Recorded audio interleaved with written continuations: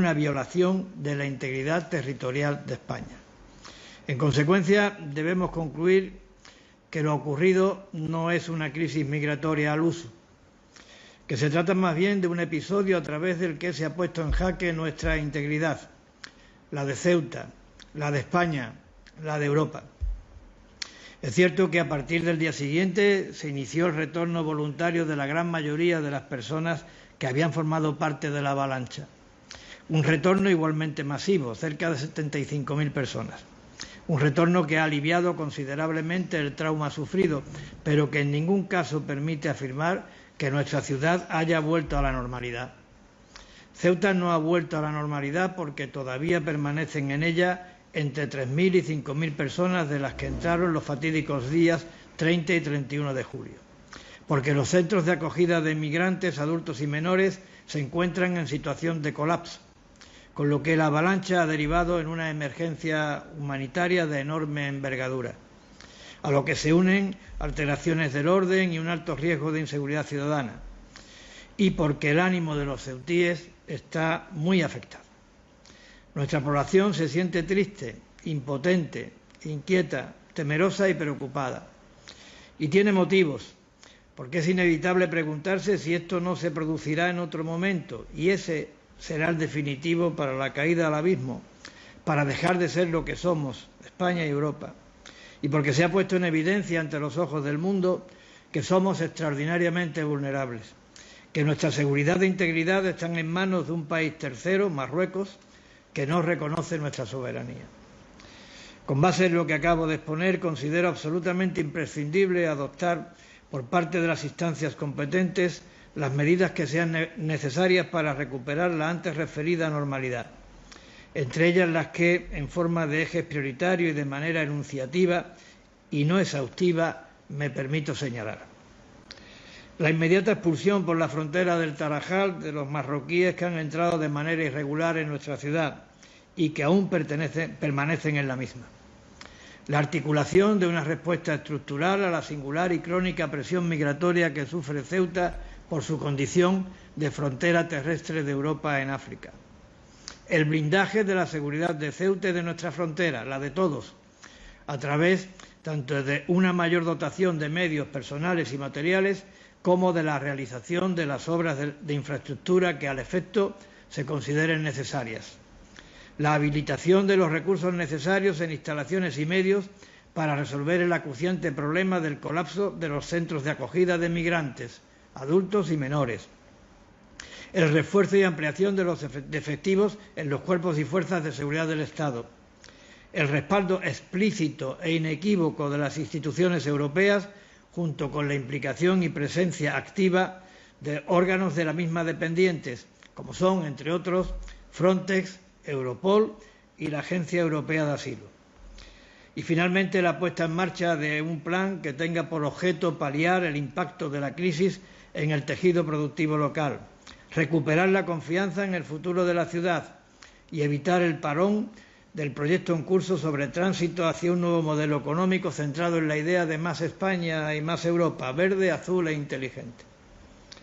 Para finalizar, reiterar nuestro agradecimiento, así como en nombre de todos los ceutíes poner de manifiesto dos cosas. Una, nuestro profundo dolor por el drama irreparable que ha supuesto el centenar de víctimas mortales que la avalancha ha ocasionado. La otra, nuestra absoluta confianza en las instituciones europeas para afrontar este momento tan crudo y difícil. Servimos a una sociedad que ha forjado su carácter a base de coraje y valor para resistir y de capacidad para superar las dificultades. Estamos seguros de que lo volverá a hacer, aunque para ello, insisto, resulta imprescindible el apelado apoyo de las instancias europeas. Muchas gracias. Muchas gracias, señor presidente de la Ciudad Autónoma de Ceuta, por su intervención y, por otra parte, quisiera también aprovechar esta ocasión para expresar nuestra solidaridad con toda la población de Ceuta, con sus autoridades y con todos los ceutíes que han visto tan duramente afectada su vida diaria en este episodio. And now I am glad first to welcome Commissioner Brunner. It's great to have you among us in this exchange of views. We do look forward to your remarks on your assessment of the situation and the steps to be taken in order to prevent situations as the ones we have seen in Ceuta over the last days. So, Commissioner Brunner, thanks for coming. Be welcome, and the floor is yours for up to 10 minutes.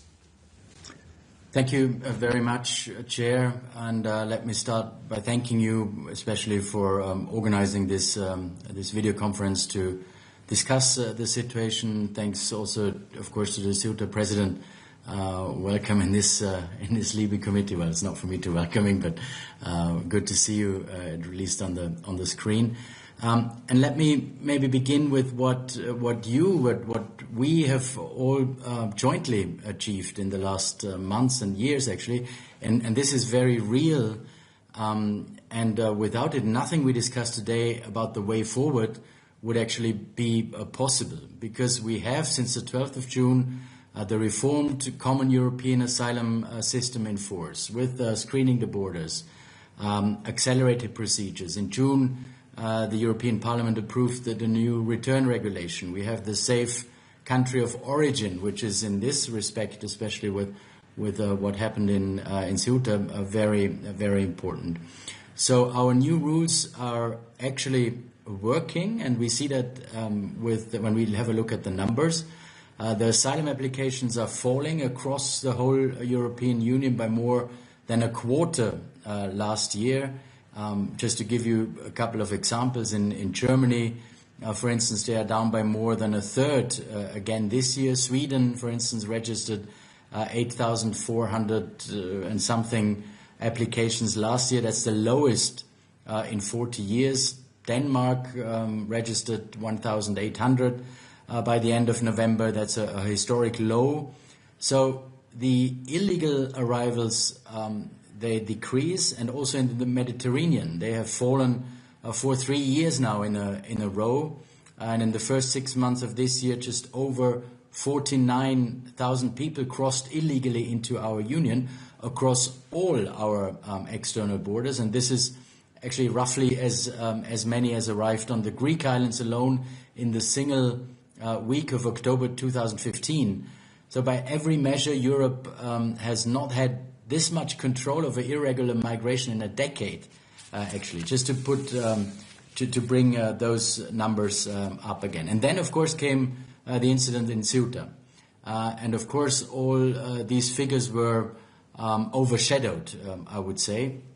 In 24 hours, tens of thousands of people, and the President was just referring to that, crossed in one town, matching actually the population of the city, which is incredible.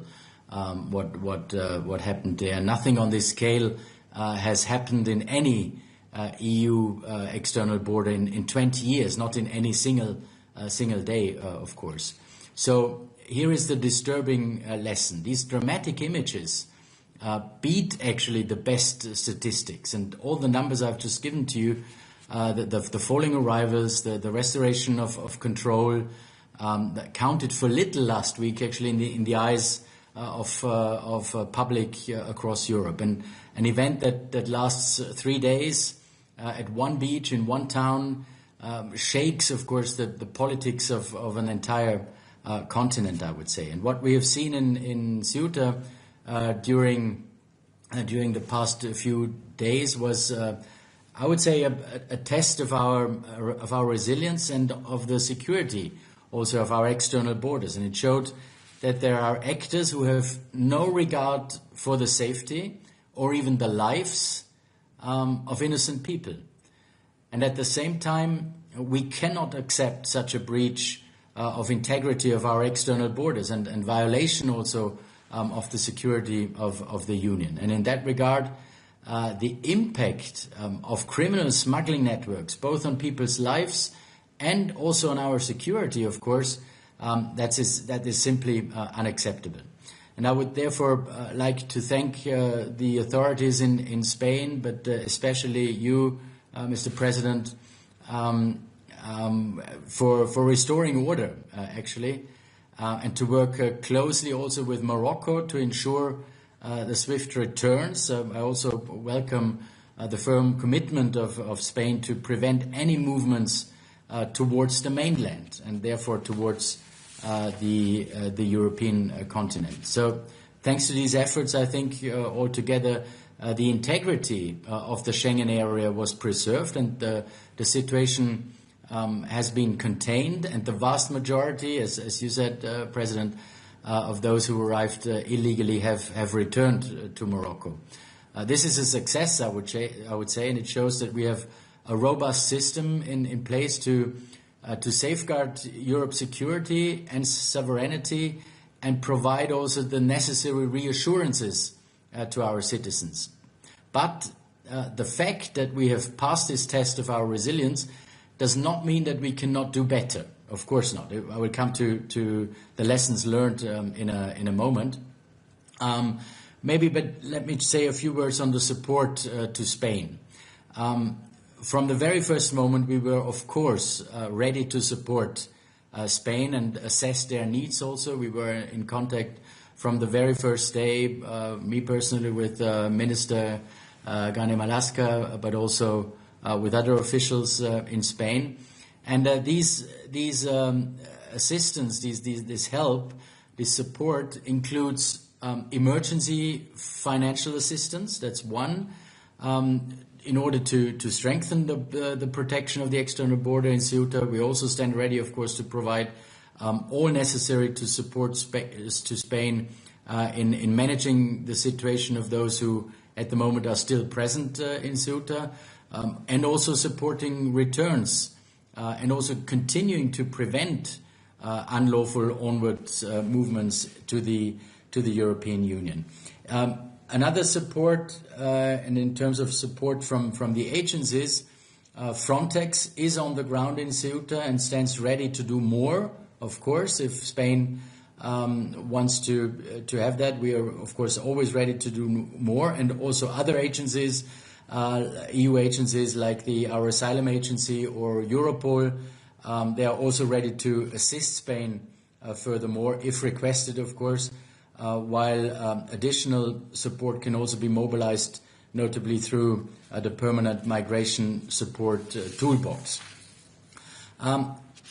One sentence on the relations with Morocco. We are, of course, also in contact with Morocco, especially Commissioner Ceuta, who is in charge of the Mediterranean, and therefore on the relations with Morocco as well.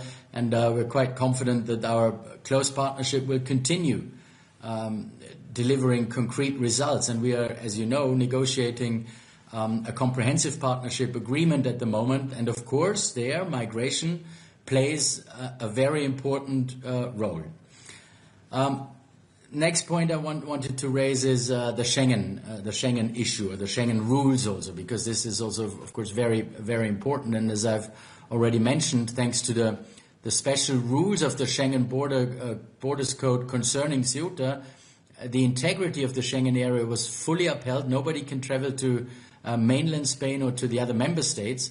And as I said in the beginning, this situation caused, of course, considerable concerns from citizens across Europe, in all the member states, of course. So I do understand the concerns and the need also to respond maybe from some member states, but internal border checks should definitely be, I would say, the last resort measures, where necessary and where it's proportionate. I think we have a collective responsibility to protect the integrity and the security of the Schengen area, and our response need to remain coordinated on the one hand, proportionate, of course, also, and based on the realities on the ground. And that's where we need, of course, your assessment, President, which you just gave us today as well. So, to the lessons learned. What are the lessons learned? There will be, of course, a strategic discussion amongst the leaders in the next European Council also on the way forward. Ceuta actually showed us how quickly pressure at the EU's external border can build up, and it was a sudden threat to our common security and to our common unity also. So first of all, I think we must continue the very positive trend of reducing illegal migration to the European Union, and to do so, it is so important that the pact is fully implemented on both solidarity and also on responsibility aspects. So keeping the right balance, we all agreed upon, because a functioning asylum and return border procedure, this is the key aspect in situation as the one we just witnessed last week. And at the same time, we should also consider how to use the concept of safe third countries effectively. There's, I would say, one very important, well, more, but one very important reminder from Ceuta: to have control, we must cooperate with our neighbors, of course. But as long as control depends on the goodwill of one neighboring state, we remain, as you said, President, as well, we remain vulnerable. And we know that unless something changes, migrant smugglers will try it again. So this external dimension, cooperating with third countries, I think is key, because the goal there is to make sure such events never happen again, not in Ceuta, not in Lampedusa, not on Crete, not in the Evros, not on the eastern border as well of the European Union, and to achieve this while, of course, respecting also always our own law. And since the 12th of June, our legislation actually contains the safe third country concept that can achieve this, not just manage illegal migration, but to end it at the end of the day. And secondly, my second point is there are five key areas also mentioned in the letter of the President of the Commission President to Prime Minister Sanchez. There is a room for improvement, of course, that will help us deal with similar incidents better. First of all, we should further strengthen our external borders by stepping up Frontex vulnerability assessment, by providing further support to member states' capacities, including for possible physical barriers also where needed, by having Frontex supporting third countries at a larger scale. And I think the upcoming reform of Frontex, where the discussions also with you, of course, will start in autumn, will provide actually for opportunities like this. The second point of these five key areas, it's about further strengthen the work with partners. I mentioned that before, and step up our migration diplomacy by reinforcing comprehensive partnerships to stem the illegal migration, to secure also effective returns and create the right opportunities for people at home. The third point is to improve our early warning systems and our communication response, our pre-frontier intelligence also, and also our social media monitoring. Of course, also there is room for improvement, as we saw. The fourth point is very important in this respect. That's about dismantling the smuggling networks. And here I really count and call actually on the Parliament to adopt its position to the anti-smuggling directive proposed by the Commission almost 3 years ago. So this would be really important now, and we saw that in the incidents in Ceuta. The events in Ceuta are actually, I would say, a solid proof that we need a strong and effective tool and different tools to combat smuggling. And moreover, we should also further operationalize our counter-smuggling partnerships along the migratory routes and ensure that Europol anti-smuggling center becomes a true center of excellence, and implement the actions of the global alliance also to counter migrant smuggling. And the last of these 5 points, that's about returns, reinforce returns through the newly agreed return regulation, strengthen Frontex again there to reinforce its role as a key actor of the EU common system also for returns, and also enhance cooperation with third countries. Again, on readmission, this is important, including by using all the relevant tools and policies we have at our disposal. So to conclude, Mr. Chair, this week tested us, definitely, or last week, in speed on the one hand, in solidarity on the other hand, and also in resilience to disinformation. But this week also showed then that when it mattered, the situation was brought back under control thanks to the swift actions of the region, of Spain, in cooperation with Morocco.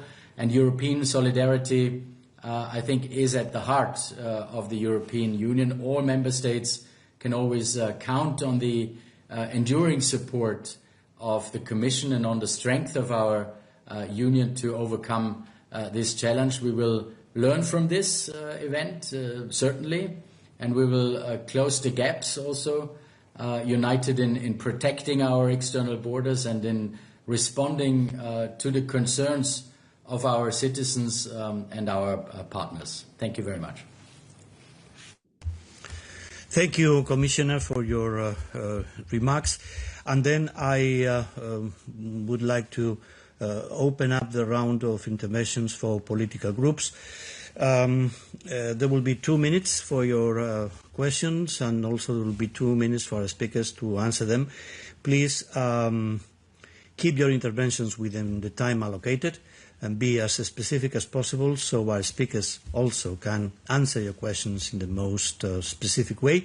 And then we will be able to make room for the participation of as many members as possible in this session. So now I give the floor to the EPP coordinator, Mrs. Lena de Pont. The floor is yours for 2 minutes. Thanks a lot, Chair, and thanks to both Mr. President from Ceuta, but also, of course, to the Commissioner for being part here in the meeting. And let me probably start by clearly expressing our solidarity with President Vivas and, of course, the people of Ceuta, because they have been also under very troubling circumstances the past week. And I think that is very important also for us to show solidarity there. And I think in that sense it's politically regrettably, actually, because it is a choice that the ministers from the Spanish government are not there. I think it is would also be helpful, because if everything went right, like they're proclaiming, then of course it could also be something that they could have voiced here, and I think it could have potentially also helped us in understanding the situation. But let me shoot some concrete questions in order to get a better picture of the situation. Probably starting first with you, Mr. President Vivas. Could you give us a bit of a hint on how is the situation concretely on the ground in terms of numbers? Because there's a huge gap between the official numbers and numbers that are also mentioned, for example, from your side. Second, do we have enough support specifically looking at unaccompanied minors to return them as quickly as possible in order to kind of tracing down families and issue the return procedures? Are the rumors true that there had been jihadistic people that were previously expelled from the European Union in between those arriving? And since I think actually there have been a lot of warnings. Ceuta, Melilla are under pressure already for quite a while. So there have been warnings from local police unions, from the administration, but also from intelligence, as far as I understood. How long have you been asking for support? And what do we do with the new call for the 15th of August to have a new kind of peak in arrivals? And of course, lastly, specifically again to you, Mr. President, what can we do from European side in order to beef up support, and how can we support you better in your role? Thanks. Thank you, Mrs. de Pont. Presidente Vivas. Solidaridad que ha manifestado la portavoz. En cuanto a las cifras, no puedo ser más concreto porque no se conocen. Yo creo que el hecho de que no conozcamos las cifras en estos momentos de las personas que permanecen en Ceuta pone de manifiesto la precariedad de medios con la que todavía se está actuando para abordar la situación. Sería hora de conocer al menos que hubieran sido identificadas las personas que permanecen y tuviéramos un número exacto para iniciar los correspondientes expedientes de expulsión por la frontera del Tarajal. Apoyo suficiente en el tema de menores. Mire, ahora mismo la acogida de menores por parte de la ciudad autónoma de Ceuta sobrepasa en un 2.600% la acogida que la misma ley le establece como una situación crítica de acogida. En 2024 tuvimos un episodio de esta misma naturaleza, aunque de menor dimensión, y se puso de manifiesto que con la legislación en la mano y según las convenciones internacionales que también existen, el retorno de los menores al país de origen es prácticamente imposible porque, entre otras cuestiones, se requiere la aceptación expresa del menor. No tenemos ningún conocimiento en las autoridades locales de que entre las personas que permanecen en Ceuta en estos momentos haya yihadistas. No tenemos ningún conocimiento de eso.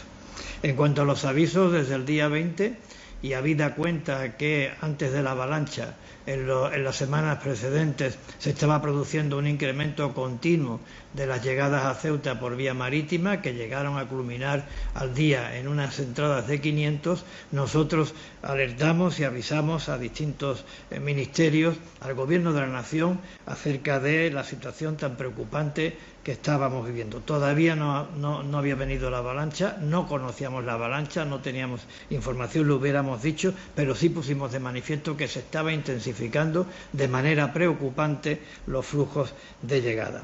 Y el 15 de agosto es la prueba palmaria de que Ceuta vive angustiada, porque aparte de la angustia de aquellos 2 días en la que no sabíamos cuántos entraban, para cuánto tiempo entraban y para qué entraban, ahora mismo también, yo lo he puesto de manifiesto en mi primera intervención, no sabemos si esto se volverá a repetir, porque lo que ha quedado en evidencia es que nuestra frontera es absolutamente vulnerable.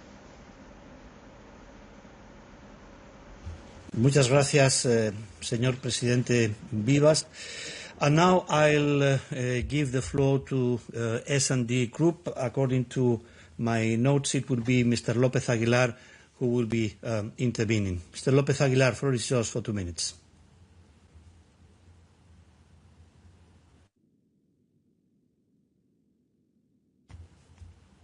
Mr. López Aguilar, are you there?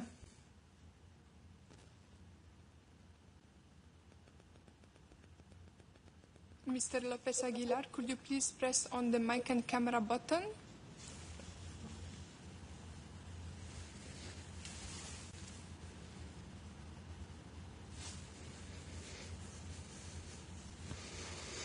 Well, if Mr. López Aguilar is not available right now, I will come back to him later. And now I give the floor to Mr. Jorge Buxadé on behalf of Patriots. Mr. Buxadé, are you there? Muchas gracias. Muchas gracias, presidente, y gracias a los dos intervinientes. Sobre todo me voy a dirigir al señor Brunner. La última vez que le vi hablando de la regularización masiva de inmigrantes ilegales por el gobierno socialista de Sánchez, le dije que Sánchez era un peligro existencial para Europa. Lamento tener razón y lamento más su discurso complaciente con las posiciones políticas del gobierno de Sánchez. Miren, más de 80.000 personas lanzadas contra las ciudades españolas de Ceuta y Melilla en menos de 24 horas, coordinado desde las redes sociales, con la colaboración, porque lo hemos visto en los vídeos, en las redes sociales, nadie nos puede engañar en esto, de las autoridades marroquíes y miles de cuentas en redes que difunden una retórica agresiva contra España, aprovechando esa criminal regularización masiva de Sánchez, no es un acto de inmigración ilegal. Es un acto de guerra híbrida. Cuando sucedió en Bielorrusia, la Comisión no dudó en calificarlo como un acto de agresión. Esta vez lo que le ofrece la Comisión a Marruecos es dinero. No sé si su silencio viene porque se lo ha pedido el gobierno socialista traidor de Pedro Sánchez o porque el lobby marroquí tan infiltrado en Bruselas ha conseguido su objetivo, o por ambos a la vez. Pero si se sigue considerando esto como un caso de inmigración ilegal, volverá a suceder. Europa ha sido objeto de un acto de agresión desde un Estado extranjero, y lo que nos dicen es que Marruecos ha colaborado activamente, sí, en no defender su frontera y permitir la llegada masiva. ¿O se creen ustedes que las mafias son capaces de movilizar a 80.000 personas de forma coordinada? El gobierno socialista les ha mentido, señor Brunner. Nosotros, los españoles, ya lo sabemos porque el gobierno miente todos los días. La duda es si ustedes lo saben y miran a otro lado, o si por el contrario también quieren ser partícipes. El gobierno socialista no está en esta reunión, pero es que tampoco está al mando del gobierno en España. El presidente está de vacaciones en su palacete, perfectamente protegido y fijando una zona de exclusión marítima, esa zona de exclusión marítima que se ha negado durante años a la ciudad de Ceuta o a la ciudad de Melilla para protegerla. Creo que se acabaron ya las medias tintas con el señor Sánchez y la Comisión Europea, si quiere realmente cumplir sus funciones, debe llamar a las cosas como lo que son. El señor Sánchez, repito, es un peligro existencial para Europa. Y por lo tanto, la pregunta es, ¿en qué momento por parte de la Comisión se va a hacer un análisis correcto de esta cuestión para considerarlo de verdad un acto de guerra híbrida y, por tanto, poner en marcha todos los mecanismos diplomáticos en nombre de la Comisión para poner fin a las agresiones al espacio europeo? Gracias, señor Buxadé. Commissioner Brunner.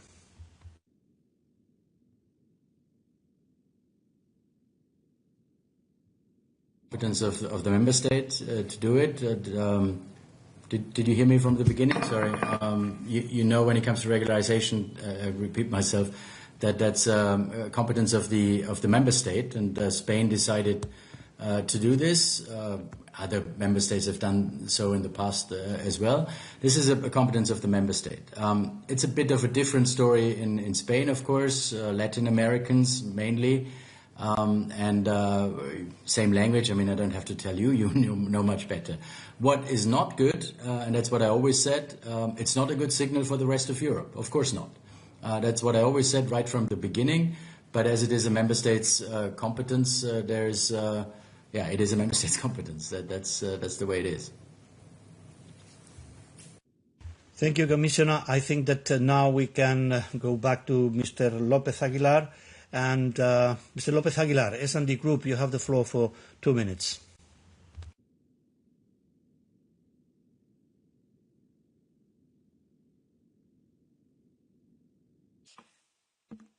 Mr. López Aguilar, could you please press on the mic and camera button? Of course I do. ¿Me escuchan? We can hear you. Perfect. Okay. Thank you. Ok, lo he presionado desde el primer minuto. Empezaba por un saludo y toda la solidaridad de la ciudadanía de Ceuta representada en esta reunión por su presidente, señor Vivas. Se ha vivido una situación crítica. Más de 70.000 personas en 24 horas. Y la respuesta del gobierno ha sido eficaz e inmediata.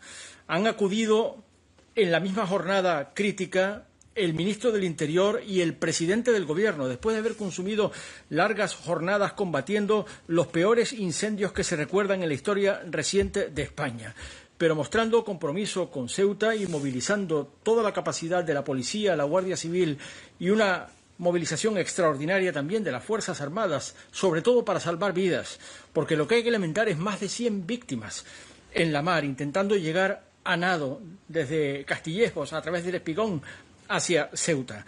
Y, por tanto, esa tragedia debe ser depurada, porque hay que investigar las responsabilidades y no puede pasarse por alto. Pero para poder investigar y verificar exactamente lo que ha pasado y poner todos los medios para que no vuelva a pasar es imprescindible no solamente que la Unión Europea, toda ella entera, se emplee a fondo en la interlocución bilateral con Marruecos exigiéndole su responsabilidad, sino también que muestre unidad en el cumplimiento de sus propias reglas.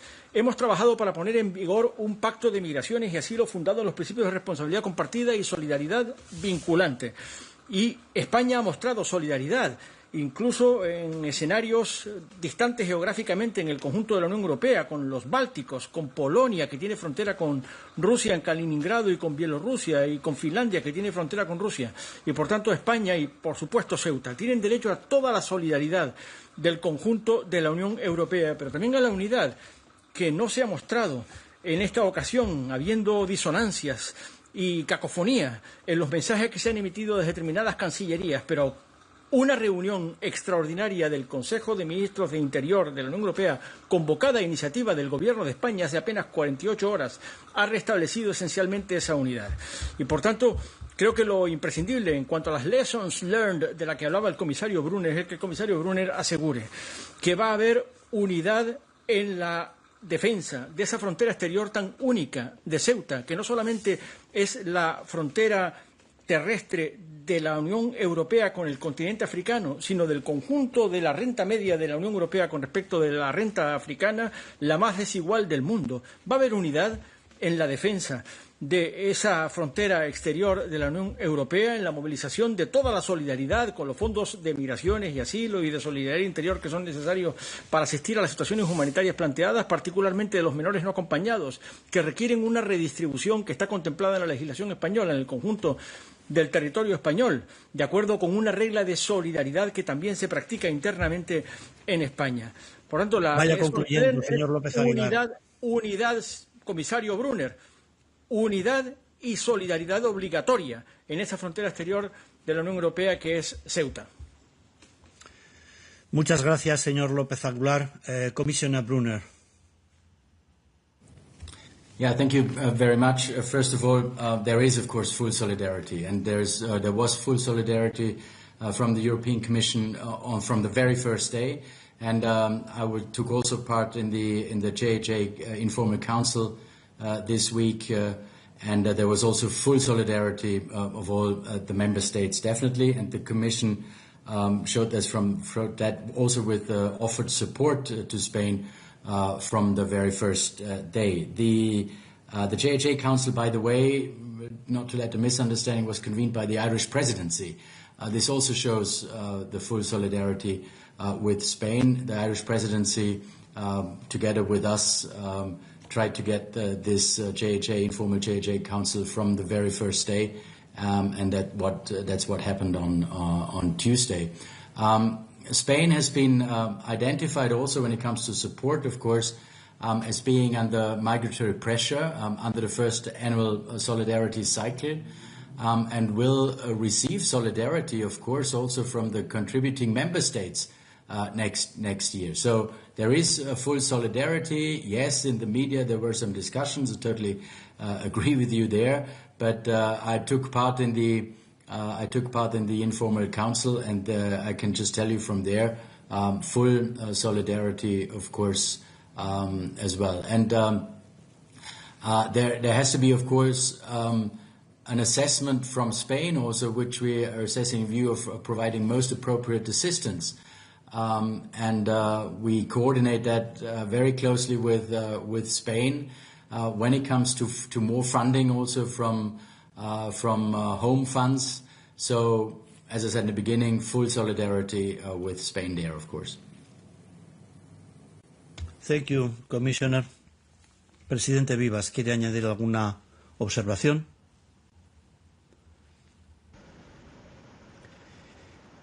Bien, then we move to our next speaker, who is Mrs. Asita Kanko, representing ECR. Mrs. Kanko, the floor is yours. Thank you, Chair. I would like to say first that it's not only astonishing, it's also very regrettable that the Spanish Interior Minister, Grande Marlaska Gomez, did not make time to connect to this meeting to answer our questions. Because what happened in Ceuta was serious. Thousands of people crossed an EU external border illegally, and many lost their lives too. The population is shocked, and citizens across Europe are wondering who is in charge today. Are their leaders even still in charge? Even if many of the people went back on the same day, it still raises a lot of concern, loss of faith, and strong responses that are totally understandable. Also, I must say that the Spain of Sanchez expects loyalty from Europe, but too often fails to show loyalty and responsibility in return, whether on protecting our external borders, migration policy, or investment in our common defense even. So trust has to be built and earned, and the way that they're doing it now is not how it's going to be built. The minister's presence today would have been an important step in this regard. We want to understand how this crisis could happen and what concrete steps Spain is taking to make sure it doesn't occur again. We expect answers because Europe must act on the lessons of this crisis. That is why we need clear and humble answers to the fundamental questions remaining now about how the crisis happened and what must change. We need answers from Spain, from Spanish leaders.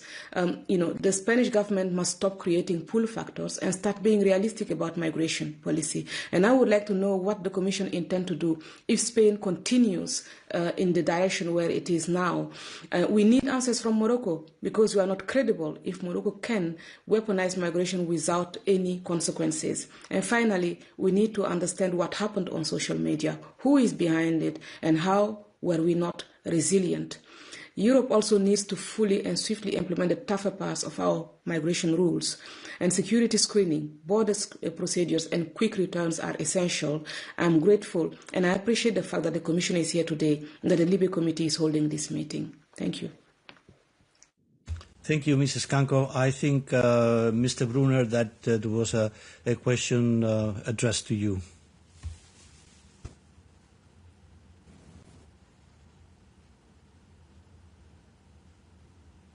For the questions, actually. First of all, we cannot provide answers on behalf of the Spanish authorities, of course not, and as you said, that would have been a question to the Spanish authorities. But when it comes to what we have to make sure as a Commission, first of all, implementing the pact. That is key. And doing everything we can and to support also all member states, also including Spain, of course, to be ready to fully implement everything with the border controls, better border controls, of course. And we do everything, as I said in the beginning, to support Spain, but all other member states as well on that. Also, when it comes to the next Frontex mandate, Europol mandate discussions, I think there are some possibilities there, of course, as well. But now, for the first thing, it's all about implementing the pact. Morocco. On Morocco, yes, we are discussing, as I also said in the beginning, we're discussing this comprehensive partnership agreement, and there, of course, migration has to be on the table and is, of course, also on the table. And we need to use all the leverage we have as a European Union. That is visa policy on the first hand, but that's on a more general perspective, trade. Development aid. So we really have to use all the leverage we have, and that's what we are also doing with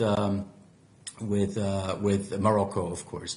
On the social media monitoring, we saw that smugglers and human traffickers used that on social media.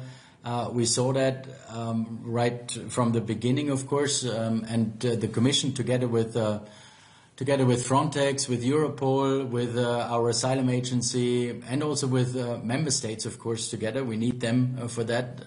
Will fully mobilize also the existing EU framework to prevent and also to disrupt the online facilitation of migrant smuggling. This is, I think, really key, and I'll call again on the Parliament also to, as I said in the beginning, on the points and the possibilities we still have and where we need a parliamentary decision. I think this all will rely in particularly on the Digimex action under the MPACT. That is one. When it comes to concrete actions by Europol. I think strengthening the cooperation with online service providers through the EU Internet Forum is key. There we have all the platforms with the member states on the same table. Also enforcing the Digital Services Act, also deepening our cooperation with the companies, with the technology companies, and online platforms to to detect on the one hand, but also to remove on the other hand the smuggling-related content, of course always in full compliance with fundamental rights and data protection rules. And then we have to support the member states with training in online investigation and digital evidence, also done by Europol. So I think the new Europol mandate, which we are discussing now, and also the Frontex mandate, will definitely help. Thank you, Commissioner. Señor Presidente Vivas, ¿alguna observación suplementaria?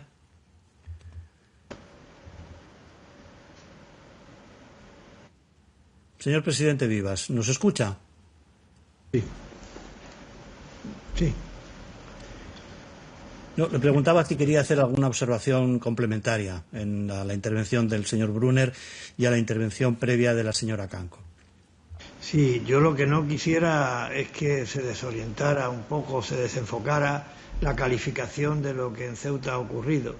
No digo que no tenga una componente de crisis migratoria, pero que se superpone a esa componente de crisis migratoria el elemento determinante de que se ha tratado de un ataque inequívoco a la integridad territorial de Ceuta, de España y de Europa a través de una avalancha de 80.000 personas, el equivalente a toda la población de Ceuta, en un día. Para hacernos una idea, y si hablamos de nuestro país, de España, es como si en España en un día entraran 50 millones de personas. Esto es lo que ha ocurrido en Ceuta, sin saber además cuándo iba a terminar. Quiero insistir en que Ceuta no ha vuelto a la normalidad y que se requiere una acción enérgica, decidida e inmediata por parte del Estado, y necesitamos la solidaridad, el respaldo por parte de la Unión Europea, que es una garantía de estabilidad y de seguridad para Ceuta. Muchas gracias, señor Presidente Vivas. Now I give the floor to the representative of the Renew Group, Mrs. Fabienne Keller. Mrs. Keller, floor is yours. Thank you so much, Mr. Commissioner, Mr. President, Mayor of Ceuta. What has happened in Ceuta is unprecedented. The sudden arrival of tens of thousands of people at one of our external borders has placed Spain under considerable pressure. I would therefore like to first express our solidarity with Spain, with the Spanish authorities, and with you, Mr. Mayor President Vivas. You have dealt with an extremely difficult situation on the ground, and I want to have thoughts for those who have lost their lives and thoughts to their loved ones. Behind the figures, the political debates, we must never forget the human cost of such a situation. Just a week ago, disinformation and manipulative narratives were widely circulated and exploited by the far right. However, the facts quickly disproved these claims. There was no impact on the Schengen area. Within a few days, a very large number of people were able to return to Morocco, and the situation was very quickly brought under control. Renew Europe defends Schengen, supports Frontex, and advocates strong protection of our external borders. In the face of crisis, our response must be more Europe and more solidarity. That brings me, Mr. Commissioner, to my first question.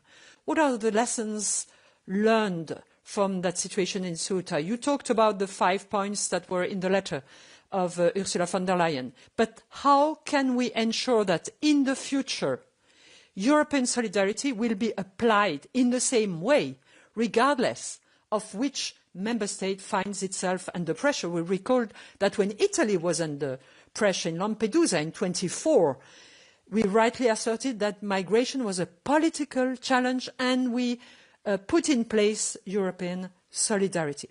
My second question to the two persons present: the situation must also lead us to ask ourselves what has been happening on the other side of the border.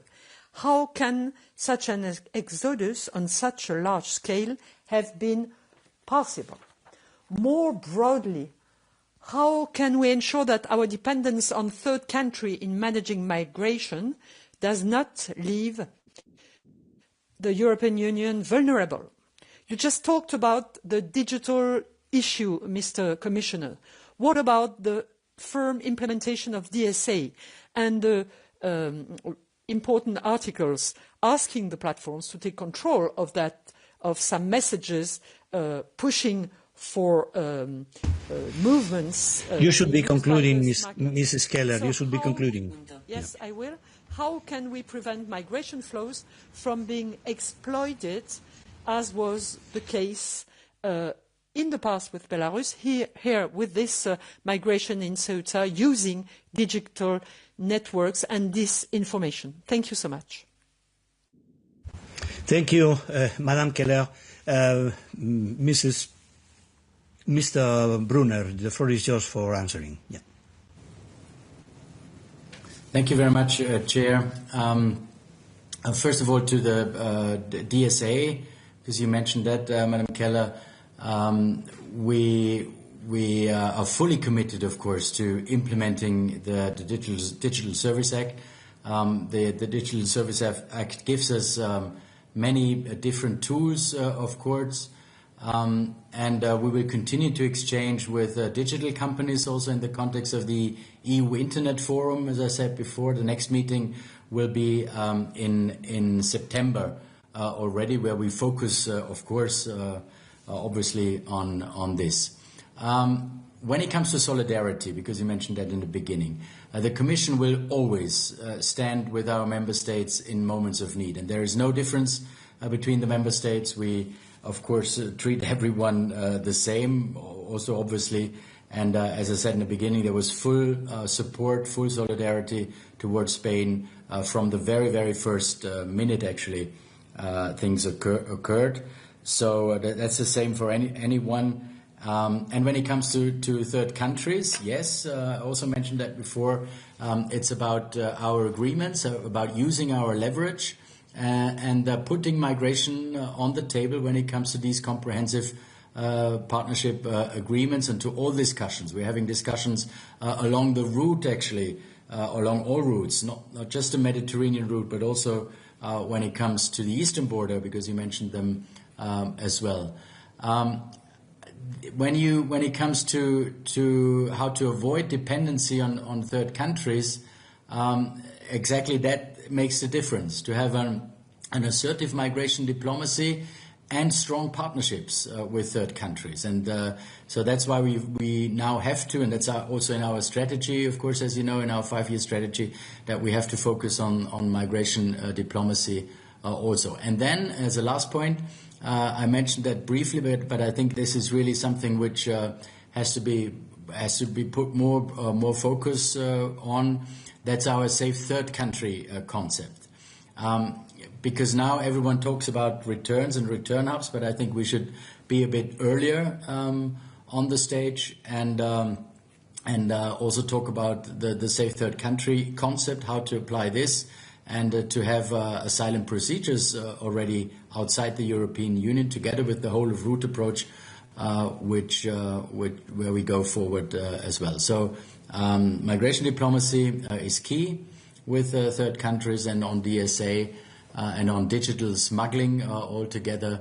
The next step is our EU Internet Forum in September, and fully committed, of course, to the Digital Service Act. Thank you. Thank you, Mr. Brunner.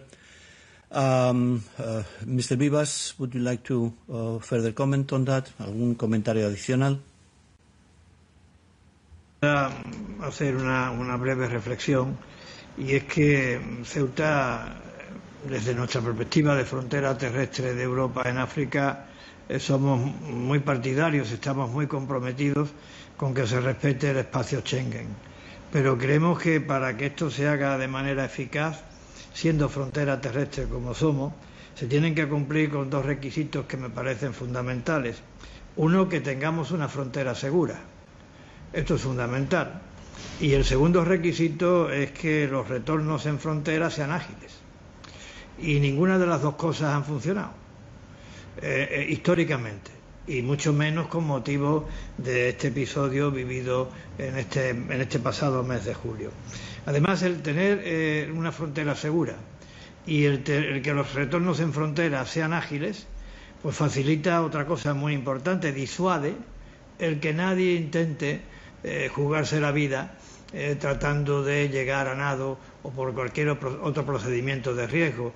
Por tanto, también tiene mucho que ver con ese capítulo que aquí se ha señalado y que yo comparto plenamente, del drama humano, de irreparable drama humano de quienes pierden la vida. Cuanto más seguras sean las fronteras terrestres, cuanto más ágiles sean los retornos en frontera, menos drama, menos personas intentarán jugarse la vida para llegar. Gracias, Presidente Vivas. Now we move to the group of the Greens. Mrs. Tineke Strike. The floor is yours. Thank you, Chair, and thanks a lot to Commissioner Bronner and to the President of City of Ceuta.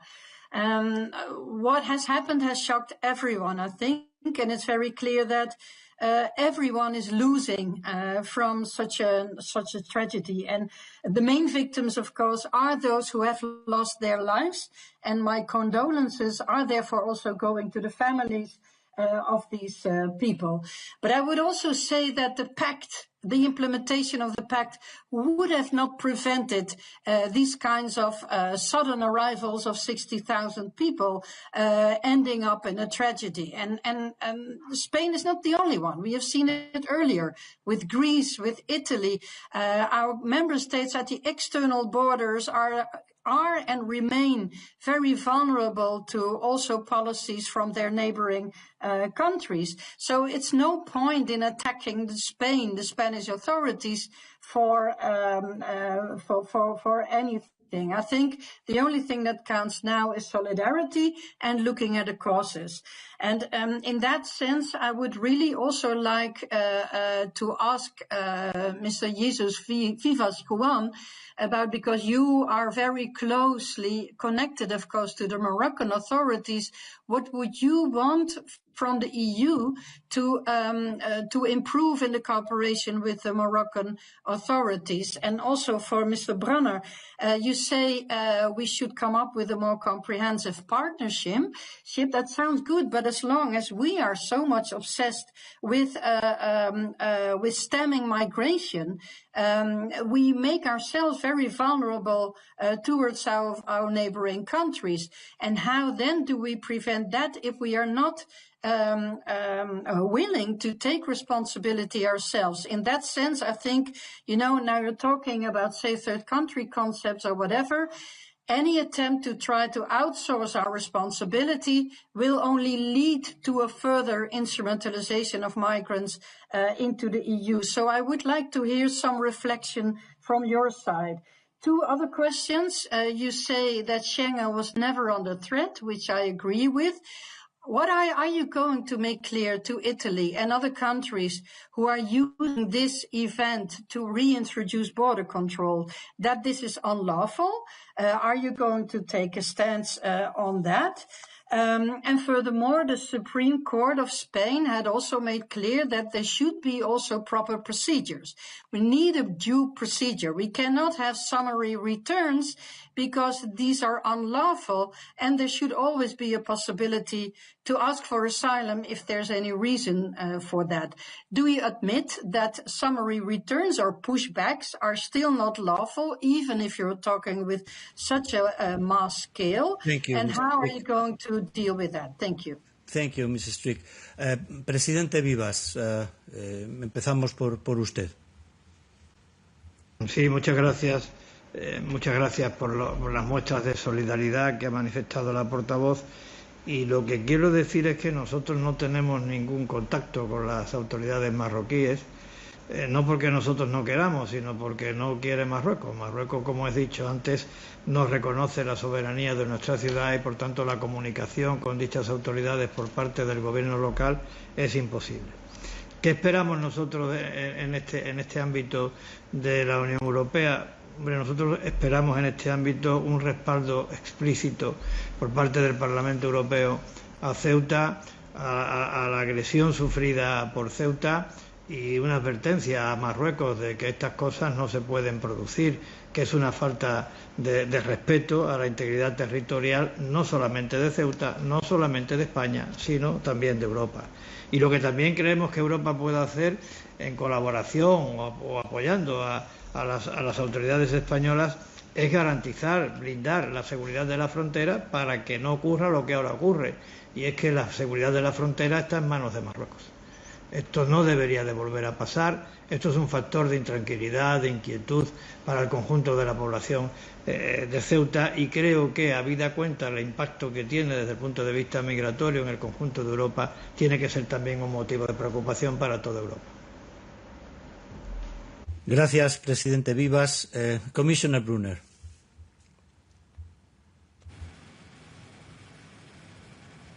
It's me? Okay. Oh, sorry, I didn't get the... yeah, first of all, thanks very much. And maybe on these couple of topics. First of all, when it comes to our cooperation or all the our migration diplomacy and the comprehensive partnerships, our cooperation with Morocco is exactly comprehensive, and that goes, therefore, quite beyond migration. And we are not obsessed just by migration, not at all. But that's the sense of a partnership agreement. Comprehensive actually precisely means covering the whole range of cooperation with our partners, but also migration, of course. But we're not obsessed by anything. Migration is a key interest, of course, for all EU member states, as we just not only saw in the last week or two, but all together, and that's why we put it on the table. It's always, and I said that from the very beginning. It's always about fundamental rights as well, and our rules must, of course, always be respected. I've said this actually from the very first day. When it comes to to Italy and others, we noted, of course, the initial reactions of member states, prompted by the emergency also in Ceuta, and as I said in the beginning. There are, of course, or were concerns in the member states, which is totally understandable, because it's about it's about the concerns of the citizens, of course, as well, and governments were, of course, faced with considerable uncertainty and sought to reassure their citizens also that, and in the Schengen Border Code, there are some possibilities. For these internal border controls, if the security of a member state is under pressure. So member states altogether share, of course, a collective responsibility to I would say to protect the integrity and the security of the Schengen area. Their responses always should, and I always state that, should be proportionate. They should be coordinated, of course, as well, and based always on the realities on the ground. When it comes to the Supreme Court, of course, proper procedures, definitely, and that's why the implementation of the pact is so important. So I do see a link, of course, to the pact as well. Now you can say, and you probably are right, things can always happen also when the pact is fully implemented, but the procedures and they have to be held up, and that's also part of the court ruling. Did the court ruling help us in this situation? No, of course not. Of course the court ruling sort of fueled the whole situation again. That's what we heard and saw also on social media, the reactions that Spain is open now for everyone, which was fueled by social media comments from the smugglers and human traffickers. So altogether it didn't help. Coming back to Morocco, just the last sentence. Morocco, and that's where the pact comes in again, Morocco is on the safe country of origin list. So it's much easier, of course, because it's a safe country, to return people to Morocco. And that's where the pact, again, comes into play, and that's why the pact and the full implementation is so important. Thank you. Now I give the floor to the group of the left. Señora Galán, tiene usted la palabra por 2 minutos. Muchísimas gracias, presidente, comisario, pero especialmente quiero saludar al señor Vivas y mostrar toda la solidaridad con la ciudadanía de Ceuta y con todas las víctimas, que son principalmente donde deberíamos estar poniendo el foco. Quiero empezar por decir que esta reunión ha empezado francamente mal. En vez de estar debatiendo cómo evitar que vuelvan a morir personas en nuestras fronteras, se ha intentado convertir una tragedia humanitaria en un ataque político contra el gobierno progresista de España, una vez más, sin poner el foco en el drama humano. Porque mientras estamos aquí debatiendo, no olvidemos que al menos hay 142 personas que han perdido la vida en nuestras fronteras. 142 fallecidos no es solo una cifra insoportable, son historias de vida, familias rotas y mucho dolor. Y sin embargo, la respuesta de la mayoría de los gobiernos europeos ha sido lamentable y vergonzosa, incapaces de estar a la altura del momento político que se requería. Lo ocurrido en Ceuta está claro, y ya lo ha dicho el presidente Vivas, no es únicamente una crisis migratoria. Y reducirlo a esto es una estrategia más intencionada para ocultar las causas profundas de esta tragedia. Lo que hemos visto tiene diferentes capas. Por un lado, una emergencia humanitaria en la que en estos momentos están trabajando la ciudad de Ceuta, las ONG, los profesionales de los servicios públicos, las fuerzas y cuerpos de seguridad del Estado y las autoridades, a quienes desde aquí tenemos que agradecer todo el esfuerzo que se está haciendo. Y sobre todo, además, quiero aprovechar para decir que estamos muy orgullosos del ejemplo que han demostrado los vecinos y vecinas de Ceuta, que han impedido que los agitadores y las derechas ultras conviertan sus calles en un plató de odio y les han echado de allí. No sé si a muchos de ustedes les ha llegado esas imágenes que realmente nos hace sentirnos muy orgullosos de los ceutís y las ceutís.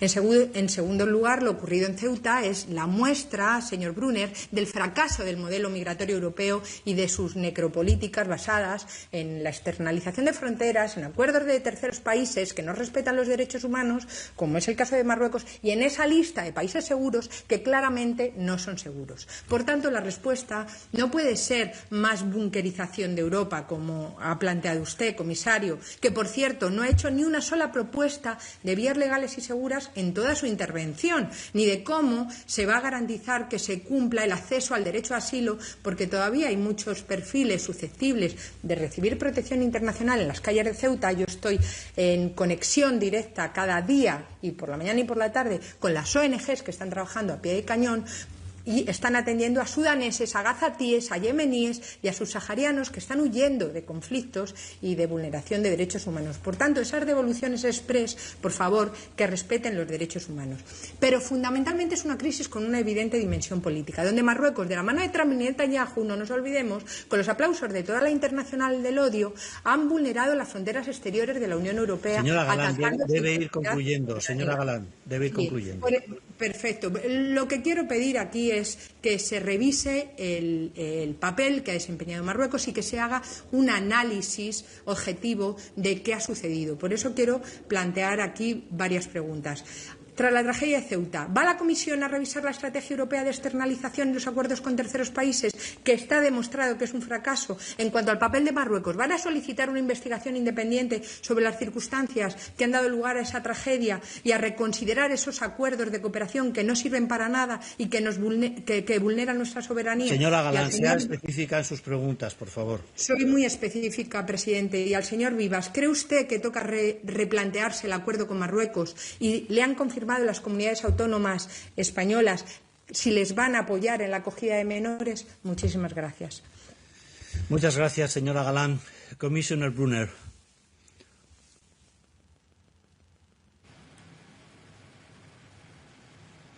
Commissioner Brunner, okay, can you hear us? Thank you. It's always a bit of a it's a bit later. Thanks very much. Paul, a lot of questions by the Honourable Member of Parliament Galan, and a lot we discussed, of course, already in the past, because you mentioned, you didn't talk about legal pathways, of course, because we can't talk about everything now, but very happy to do that, of course. We always did that in the past as well. But one thing to make clear, and there I totally disagree with you, because it didn't start with an attack, at least not from my side, attack on Spain. It started all with solidarity with Spain, and I stressed that right from the beginning. Maybe you weren't there, but I did that from the very beginning. And the second thing is whole of route approach. That's why we're discussing the whole of route approach also always, because yes, of course, it's about supporting those countries on the way, on the route. We're looking, for instance, at the moment on the route from in the eastern part, Pakistan, Bangladesh, to the Gulf countries, then via Egypt to Libya. That's why we're doing this, actually. And we're doing this also to save lives. We must save lives by stopping smugglers, putting those lives at risk without pity, without scruples, to earn a profit. And these are criminals. That's quite simple, actually. And that's why we want to do that. And that's why I asked the Parliament also, now I get a bit emotional, to adopt its position on the anti-smuggling directive. This is really key. We proposed that 3 years ago, and we need these things. So please go forward there. And then you said it has failed. The policy has failed and the pact has... No, it hasn't failed. It's the other way around. The numbers of illegal arrivals decreased by 55% in the last 2 years. We had some routes where the decrease was 90%. Alone in this year, in the first 6 months of this year, another 40% decrease of illegal arrivals. And that gives us space to discuss legal pathways on the one hand, but also protection and saving lives. It's about that. And that's why I totally disagree with you on that, not on everything usually, but we don't have to agree on everything, of course. So it hasn't failed, it's the other way around. The numbers are actually proving that. And that gives us space then for legal pathways to the European Union, which we always also discussed in the Parliament, of course, as well. And the list of safe countries of origin, this is not entirely done by us alone. It's done in cooperation with international organizations, with UNHCR, with IOM. It's not our decision alone. We, of course, rely also on the experts on the ground. So will there be an objective analysis? That was the last part of your question. Yes, of course. And the investigations, as I always said right at the beginning, are done by Spain now. And we, of course, look into that if there are any new outcomes on that. Thank you. Thank you, Commissioner. Presidente Vivas. Sí, yo quiero en primer lugar a la portavoz agradecerle el que haya puesto de relieve el comportamiento solidario y humanitario de la sociedad ceutí. Yo lo decía antes, es una solidaridad que se traduce o que es consecuencia, de una madurez adquirida a través de largos años, décadas de sobresaltos por el hecho de ser la frontera terrestre de Europa en África. Muchas gracias por ese reconocimiento. Y en cuanto a las otras dos preguntas sobre Marruecos, yo he dicho recientemente y hoy lo reitero que visto lo visto, Marruecos no es un país fiable de cara a que la frontera exterior, la única frontera terrestre de Europa en África, esté puesta en manos de Marruecos. Que necesitamos que esa autoridad esté ejercida por Europa y por España y por Europa. Y en el ámbito de los menores migrantes no acompañados, vamos a aplicar la ley sin ningún tipo de duda. Y el interés superior del menor estará por encima de cualquier otro, porque eso es lo que marca la ley. Gracias, Presidente Vivas. Now, Mrs. Khan, ESN.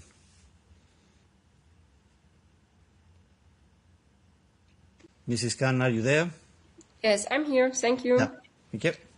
Ja, also erstmal vielen Dank, Herr Bürgermeister Vivas, dass Sie heute hier dabei sind. Und ich möchte auch zu Beginn erstmal Ihnen und vor allem den Einwohnern mein Mitgefühl aussprechen. Denn das, was in den letzten Tagen in Ihrer Stadt passiert ist und was die Einwohner auch erleben mussten, das ist mehr als erschütternd.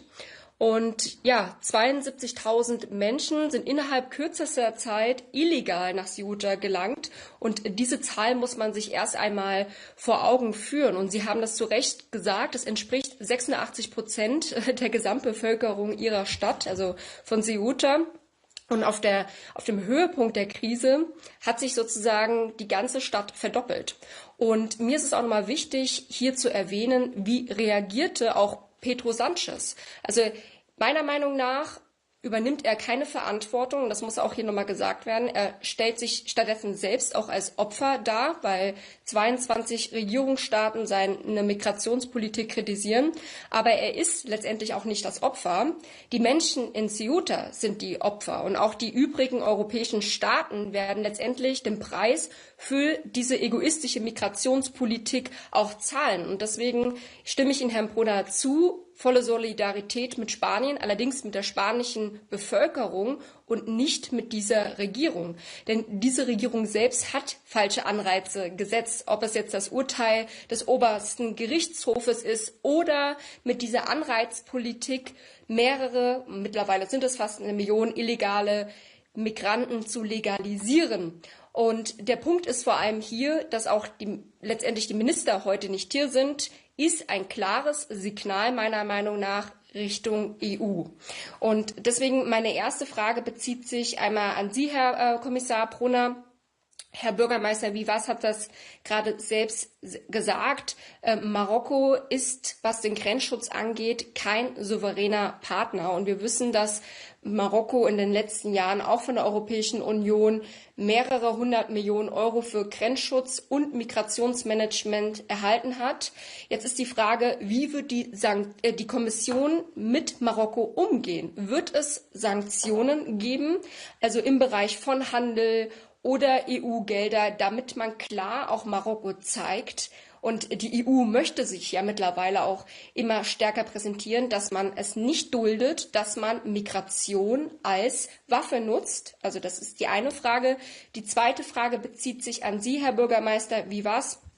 Sie sind schon eingegangen auf die Frage der Kollegin Dupont, was die Dschihadisten angeht. Das hat sich jetzt erstmal geklärt. Aber meine Frage ist auch nochmal, da geht es in Richtung Madrid, also an die spanische Regierung. Sie haben selbst gesagt, dass Sie vor diesem... You must conclude, Mrs. Khan. You must conclude. I will continue the last question. Meine letzte Frage an Sie bezieht sich, Sie haben selbst Madrid gewarnt und nach mehr Personal und Ressourcen gefordert. Fühlen Sie sich und auch Ihre Stadt letztendlich auch von der Regierung in Stich gelassen? Und meinen Sie, es wäre anders ausgegangen, wenn Sie diese Ressourcen und die Personalien erhalten hätten? Vielen Dank.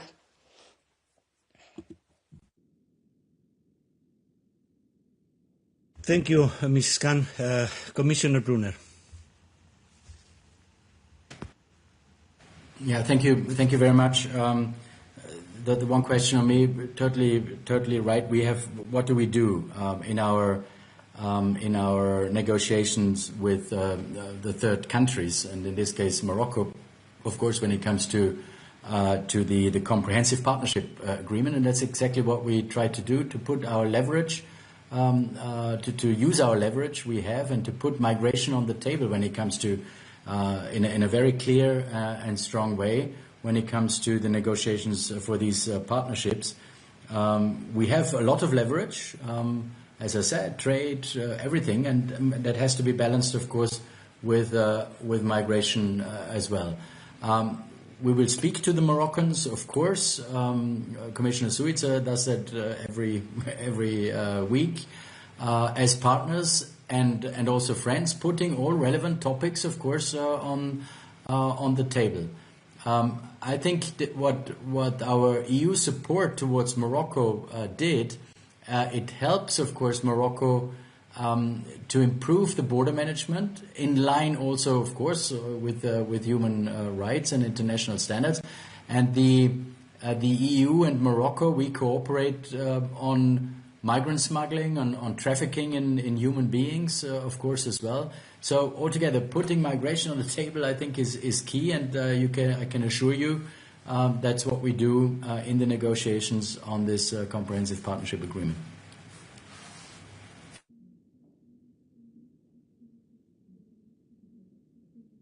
Thank you, Commissioner. Now, given the extraordinary nature of this meeting, I would ask our speakers to give us some extra time so we can have a second brief round of questions, starting with Mrs. Dolores Montserrat. I will group the questions, and then I will give you the floor back to you to answer them.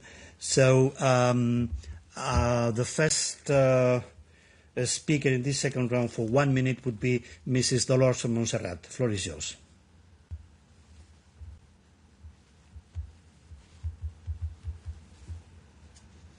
We can't hear you, Mrs. Montserrat. We can see you, but we can't hear you.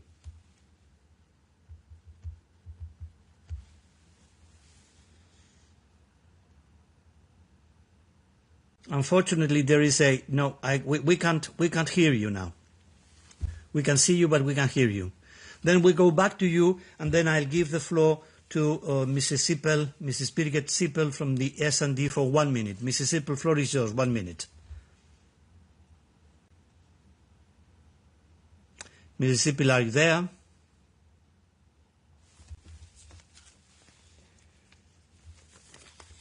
Mrs. Sippel is not there. Then, yes. Mrs. Sippel. Thank you. Welcome back. Thank you. First of all, let me thank you both, the Spanish government, but also authorities in Ceuta, because I think in such a crisis situation, instead of further fueling the situation, they managed very well to solve it to the biggest extent possible within only a few days. I also agree that this has been an attack to Spain and to Europe, but after everything I heard and read over the past days, it could also have been a test to Europe if member states are really sticking together. And we failed in this test, because some of the first reactions I saw was criticizing Spain, not looking into the root causes and not offering support, and I'm not talking about the Commission, but the member states. And we should be aware, when talking about digital media, that there are a number of actors around Europe who have an interest to weaken and split European Union. So I would like to ask everybody firsthand to show solidarity, and then only in a second step look into the root causes and look for solutions. I have a very precise question, because in the last days many were saying, oh, we need to have more opportunities for Frontex. In this precise situation, Mr. Bruno, do you already have ideas what additional measures Frontex could have done in this precise situation? Because, to be honest, I can't imagine how this could have looked like. Thank you very much. Thank you, Mrs. Sippel. Now we go back to Mrs. Montserrat. Mrs. Montserrat, you have the floor for 1 minute. I hope you have been able to solve your technical issues. Muchas gracias. Ahora sí, ¿verdad? Primero de todo nuestro apoyo al presidente de Ceuta y a los ceutís. Señorías, esto es una crisis de seguridad nacional.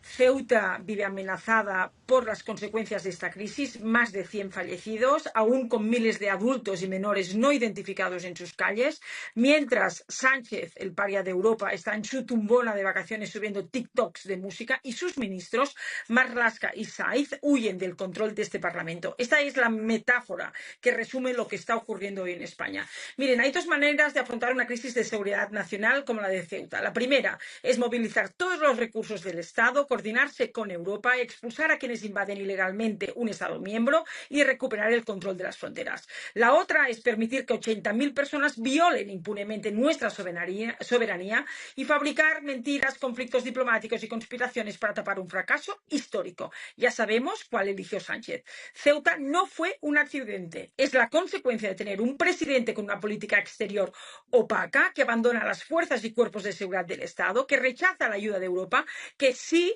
ha creado un efecto llamada con la regularización masiva y desprecia a los servicios de inteligencia que alertaron de la invasión. Por tanto, lo único positivo de esta crisis es que Europa entera ha visto el verdadero peligro que representa Pedro Sánchez. Gracias, Preguntas. Solo dos preguntas. ¿Cómo es posible que no sepamos aún la identidad de los asaltantes que quedan en Ceuta? ¿Sabe la Comisión si entre ellos hay delincuentes o terroristas o lobos solitarios yihadistas? ¿Va a exigir a Sánchez que los expulse? Y lo segundo, Marruecos es un país con estrecha asociación con la Unión Europea. ¿Por qué no fueron capaces de contener la invasión? Muchísimas gracias, presidente.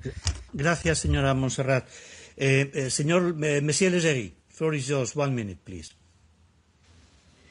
Thank you, Mr. Chairman. Thank you, Commissioner Brunner. Thank you, Mr. Mayor President of Ceuta, for your participation. We regret that the socialist Spanish ministers have not found time to be present today, but my political group, the Patriots, requested an extraordinary session of the Parliament, and we expect the socialist Spanish ministers to show up next time. Now I have more specific questions to Commissioner Brunner. My first question is whether you have been informed by the Spanish government if they intend to, based on the Pact on Asylum and Migration, if they intend to request relocation of unaccompanied minors from Ceuta or from Spain to other EU member states. I also would like to know if the Commission has been informed by the Spanish government about terrorist infiltration to Ceuta. I also would like to know if the Spanish government has formally accepted or rejected the offer made by the European Commission to deploy Frontex, and what kind of services could be delivered. For example, surveillance, for example, use of satellite pictures in order to anticipate next time such an attack on Ceuta. Is it to use the return support to return those staying or remaining illegal migrants to Ceuta, from Ceuta to Morocco? But I would like to know more about the cooperation, the real, actual cooperation between the European Commission and the Spanish government. And the last question to the Mayor President of Ceuta, if there is any specific political message you would like us to convey to the European Parliament and also to other countries in Europe and also to media in Europe, feel free to say what you would like us to say. Thank you very much. Merci, Monsieur Leggeri. Now for 1 minute, Mrs. Teodorescu. Mrs. Teodorescu.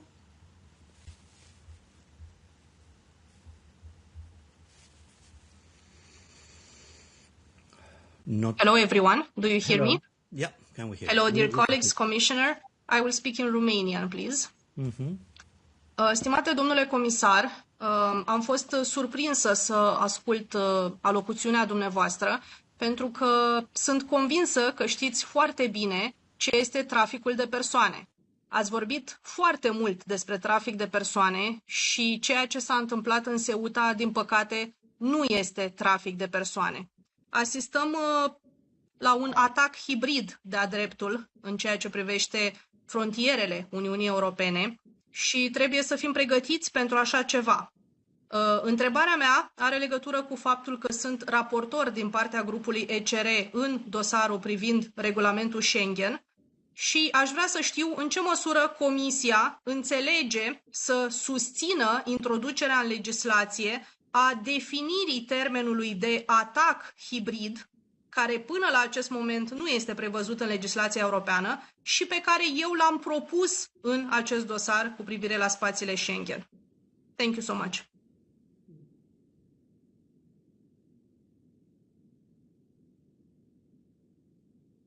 Thank you. And now I'll give back the floor to our speakers. Please be as specific in your answers as possible. I know there are quite a number of issues that have been raised by members.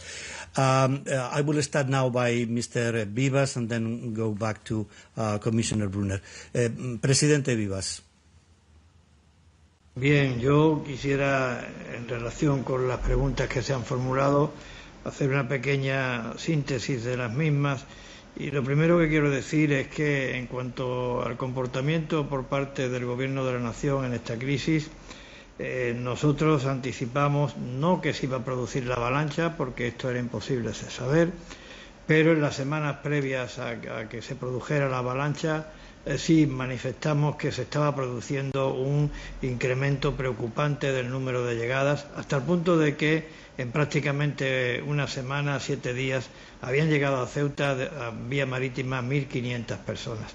Y al mismo tiempo que manifestábamos esta preocupación, también solicitábamos que se aplicaran medidas excepcionales para abordar esta intensidad en los flujos de entrada.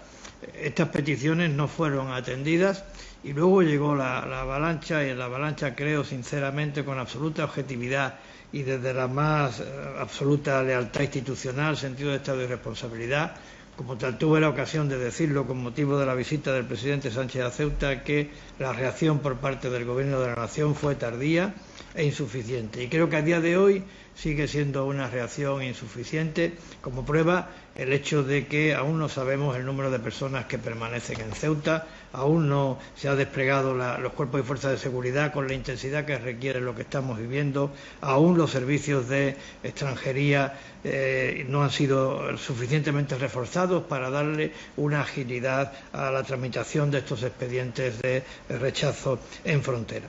Lo que también quiero significar, porque ha salido que si hay que lanzar un mensaje desde Ceuta a Europa, pues el mensaje que quiero lanzar desde Ceuta a Europa es que somos Europa, que Europa no termina en Algeciras, no termina en el continente, que Europa, como nuestras columnas de Hércules, se prolonga a la otra orilla de África, y allí Europa está muy presente.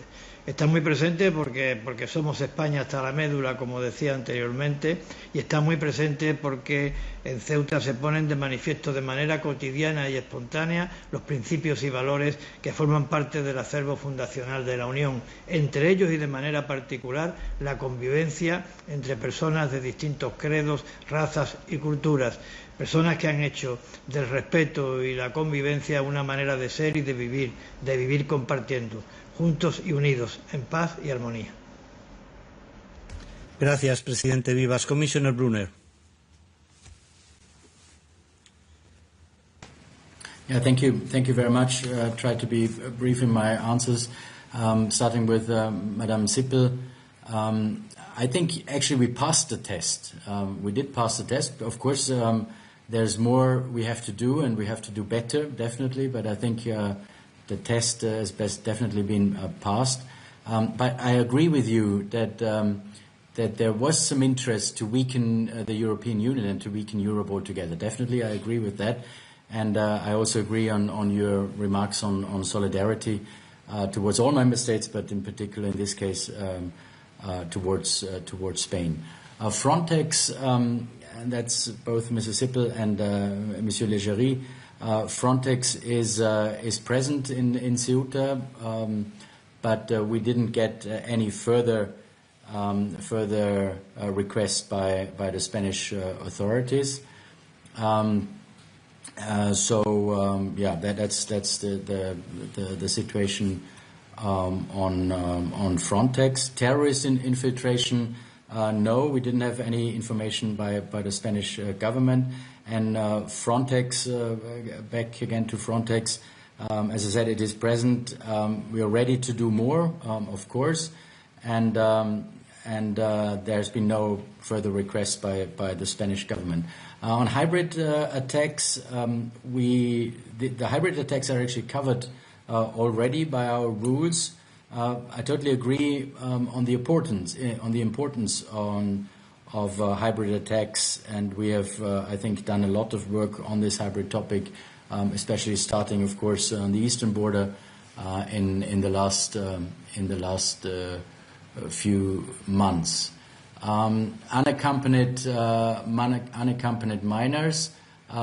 We don't have any information from Spain there yet. The Spanish rules will apply, of course. And what is important for us is that they all said that the Spanish government told us that the Schengen area will be, of course, protected and not be affected. This is the main message we got from the Spanish government. Thank you. Thank you, Commissioner. Now I will group the last 4 interventions on the same basis as the previous one, and I will give the floor for 1 minute to Mrs. Veronika Sifrova-Strojanova from the group of Renew. You have the floor for 1 minute. Thank you. Thank you very much, Chair. Can you hear me? Yes, we can hear you and we can see you. Go ahead. Thank you so much. Thank you to both the gentlemen for being present. Please accept my deepest sympathy to the city of Ceuta and to the mayor and mayor president of Ceuta, and also my deepest condolences to the families of those who lost their lives, because it is a human tragedy, as has been echoed here. So let's not lose sight of that. Also, let me echo the need for solidarity and for unity in the face of crises such as this one. So I hope we move forward stronger and more united than ever. Commissioner, I have a few concrete questions. You mentioned the EU Internet Forum, which is about to take place in September, and the importance of deepening cooperation with online platforms. When we're looking at the operational response during the Ceuta crisis, the EU already has valuable tools for early warning, pre-frontier intelligence, and open source, as well as social media monitoring. So my question is, when did the Commission and Frontex first detect the online and physical mobilization towards Ceuta? And how was this information then assessed and shared with the Spanish authorities? And also, what preventive action then followed? Thank you very much.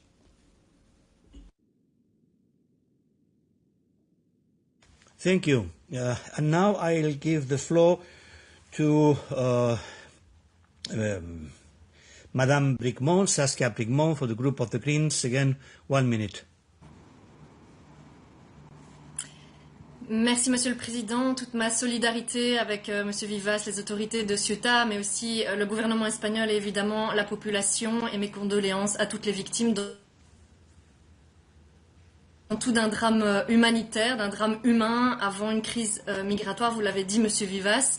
Et il ne faut pas se leurrer, si cette réunion a lieu aujourd'hui au Parlement européen de manière exceptionnelle, c'est aussi et surtout suite aux cris d'orfraie qui sont poussés par l'extrême droite, suivis comme un mouton par les conservateurs et certains libéraux jusqu'en Belgique, avec un culot inouï de hurler à la fermeture de l'espace Schengen, d'exclure un État ami, alors qu'on sait que c'est absolument pas la solution et que l'Europe n'a pas été impactée par l'événement qui s'est produit à Ceuta. Madame Meloni a vraisemblablement la mémoire très courte, vu qu'elle a bénéficié de la solidarité européenne à Lampedusa, de même par ailleurs que Madame Frederiksen dans la solidarité avec le Groenland, que l'on répète par ailleurs, et la solidarité sera plus forte. Je pense qu'il faut remettre un peu la pendule au bon endroit et se poser des questions. Et je n'entends pas la Commission européenne et nos États membres remettre en question et regarder justement la politique de solidarité qui est menée par l'Espagne actuellement et qui pourrait en inspirer d'autres. On voit bien que ce qui est en échec aujourd'hui, c'est la politique migratoire européenne que vous menez. L'externalisation des politiques aux frontières, avec le fait de se rendre dépendant d'États tiers, l'absence de solidarité, la violation systématique du droit d'asile, le développement des réseaux criminels qui en découlent et des frontières qui sont transformées en cimetières. Et au lieu de changer les politiques, eh bien vous voulez les renforcer. Renforcer ce qui ne fonctionne déjà pas. En quoi, monsieur le commissaire, des hubs de retour en Afrique vont être une solution par rapport à une crise, à un événement tel que celui qui va se produire à Ceuta? Vous allez mener l'enquête, allez-vous soutenir l'Espagne dans son enquête aussi pour établir les responsabilités de l'extrême droite dans toutes ces affaires, ainsi que des autorités marocaines? Je vous remercie. Merci, Madame Bricmont. And now I'll give the floor for the group of left to señor Barrena. 1 minuto. Sí, gracias, presidente, y particularmente por haber hecho posible este segundo turno. Señorías, Marruecos utiliza el tridente de los flujos migratorios, narcotráfico y yihadismo para mantener viva la presión en favor del reconocimiento de la ocupación del Sáhara Occidental y perjudicar la relación de la Unión con Argelia. Ceuta confirma que la política de appeasement de España y la Unión Europea no funcionan. Marruecos no va a renunciar a la idea del Gran Marruecos y su reclamación territorial sobre 5 estados limítrofes, uno de ellos europeo, Y es triste, pero primero apoyaron el plan marroquí para perpetuar la ocupación del Sáhara Occidental y Marruecos sigue manteniendo la misma guerra híbrida de siempre contra Europa. Una Europa que ha financiado a Marruecos con más de 8.000 millones de euros desde el 21 en el marco de la política europea de vecindad, de ellos 2.500 millones en ayudas y subvenciones a fondo perdido y que además no aplica las sentencias del TJUE sobre el expolio de Marruecos sobre el territorio saharaui. Mi pregunta sería, señor comisario Brunner, dado el contexto de guerra híbrida, si retirará la Comisión a Marruecos de la lista de terceros países seguros y si no creen ustedes que ha llegado el momento de terminar con las políticas de apaciguamiento y confrontar en otros términos la política de guerra híbrida de Marruecos. Muchas gracias. Gracias, señor Barrena. Mr. Urik, ESN. 1 minute. Are you there, Mr. Urik?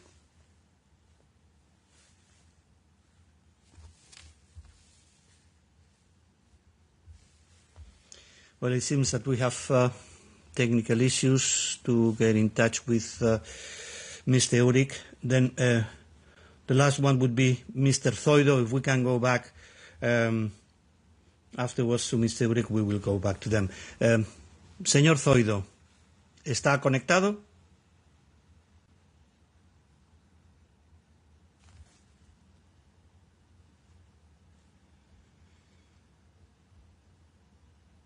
It is not the case either.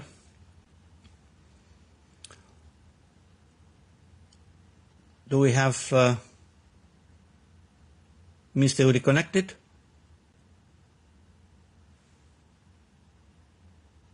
No, Mr. Chair, he's not connected. Okay. Then I will give back the floor to our speakers for answering these questions and for the final remarks if they want to do so. First, I will start with Commissioner Brunner, and I really thank you, both of you, President Vivas, Commissioner Brunner, for giving us this extra time so more members could be allowed to intervene. Commissioner Brunner, the floor is yours.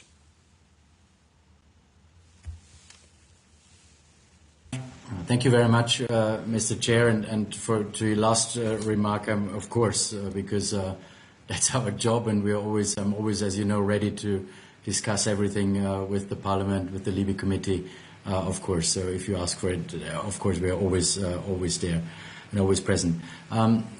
There was actually only one real question in the end. It was on the social media part. You are right there. We have many tools, and the lessons learned now is actually to connect everything faster. EU Internet Forum is one, cooperating maybe better with the platforms, as I said.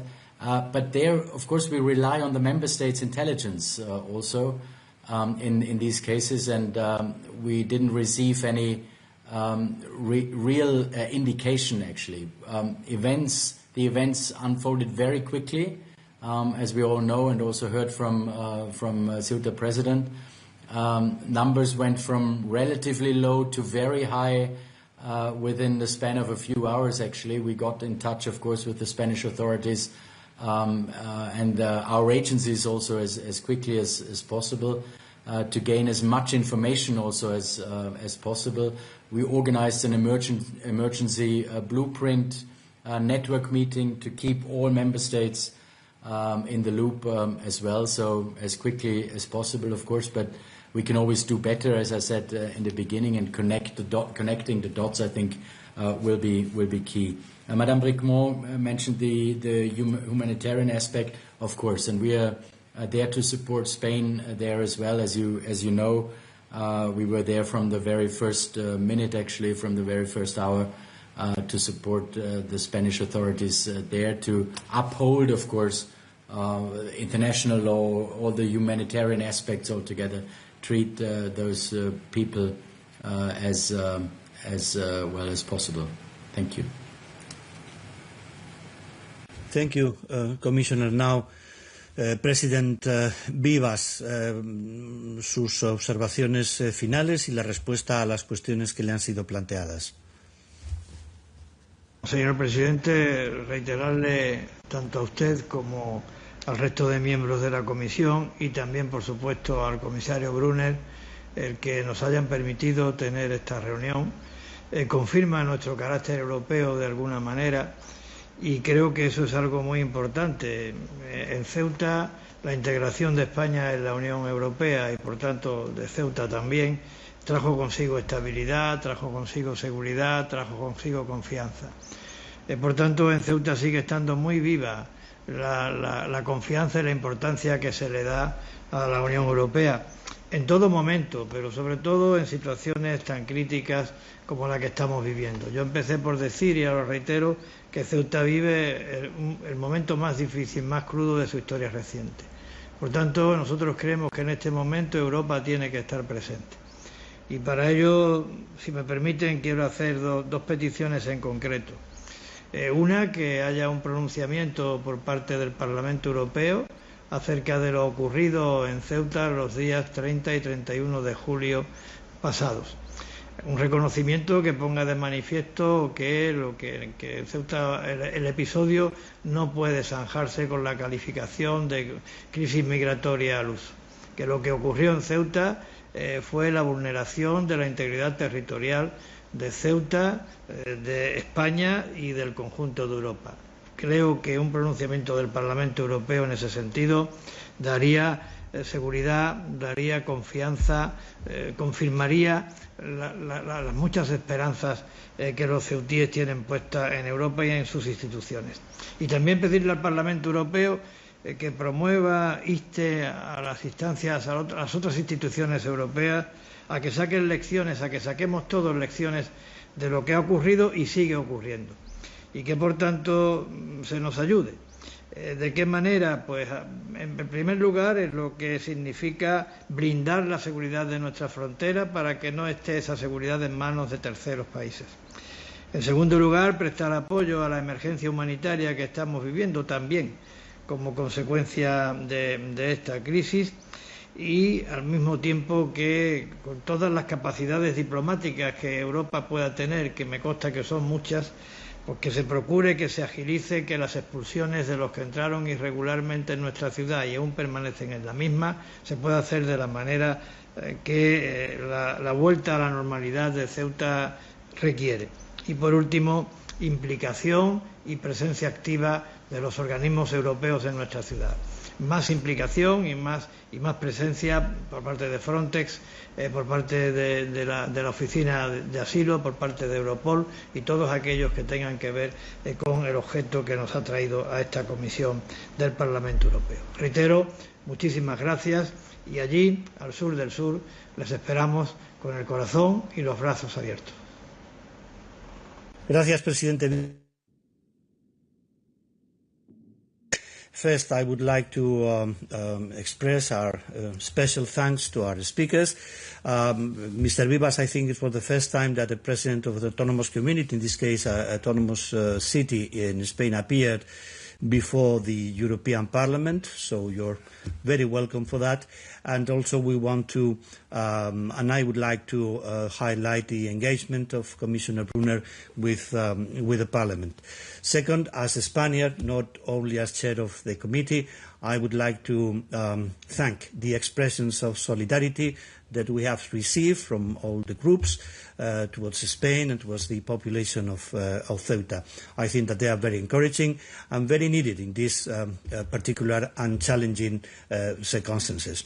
And third, let me thank the members of our Secretariat for organizing this meeting in testing days. And also all technical staff who have made it possible for us to have this remote session, and of course the interpreters have made it possible for that. And my apologies to all the members which I haven't been able to give the floor. given the number of them, but I think that they also show the interest and the engagement of all the members of the committee with the situation and the events that we have seen in Ceuta, and we have to thank them for this engagement and the support, and obviously the participation in this extraordinary meeting of the LIBE committee. So thank you all, and the meeting is concluded.